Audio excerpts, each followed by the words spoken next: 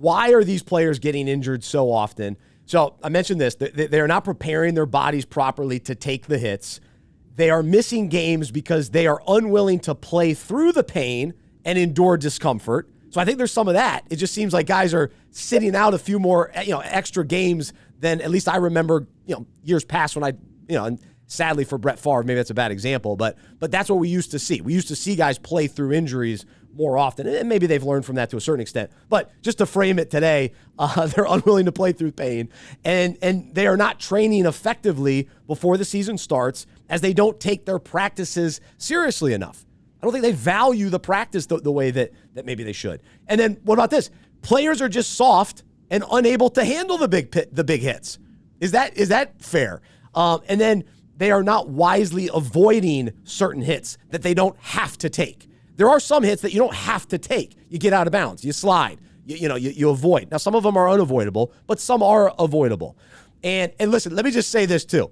I was cut from my middle school football team, so I am not a tough guy. I'm not pretending to be a tough guy. These guys are unbelievable, what they do out there. But these are some of the theories or points to make today.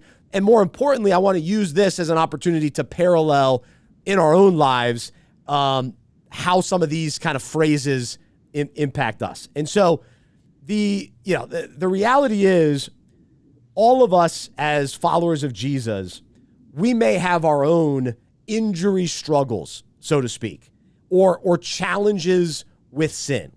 Okay, and so we're going to use that kind of phrasing today as we parallel injury concerns. And so here are some questions.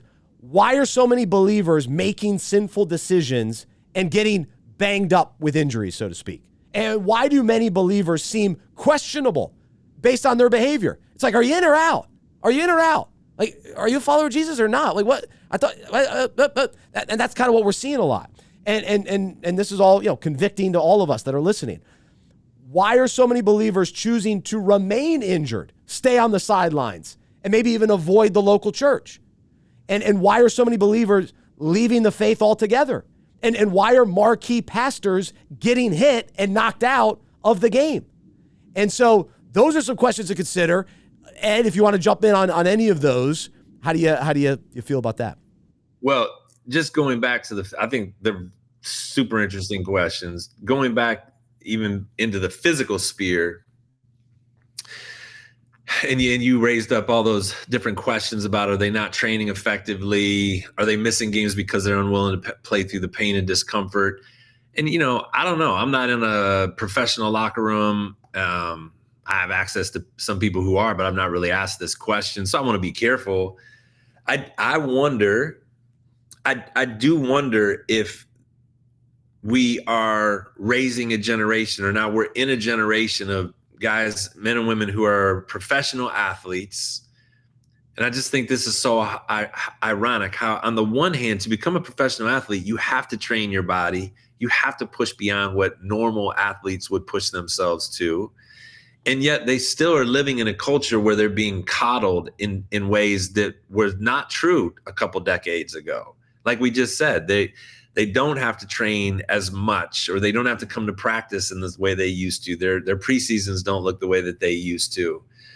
And so I just wonder what the interplay is between, a cultural moment that tries to make it easier or creates a softness. I think that's an interesting question. Again, not to even ask that judgmentally, but to transfer it over then into the spiritual realm.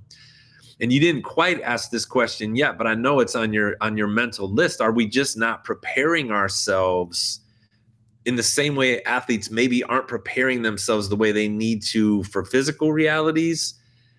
I do think that we can say that more and more people are not preparing themselves for spiritual realities and to be in a spiritual battle. That's right. I definitely think that we can say that.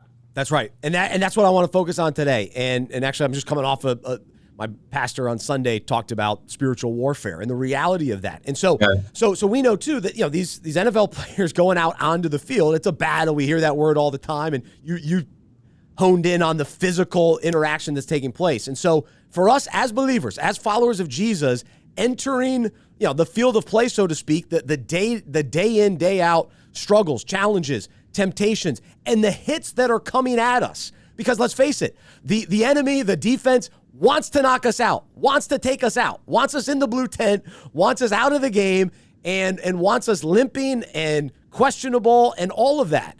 And so are we preparing? Are we training? Or are we just, kind of soft with, well, I don't know. Do I really want to practice? Meaning, do I really want to get into the Word? Do I really want to pray today?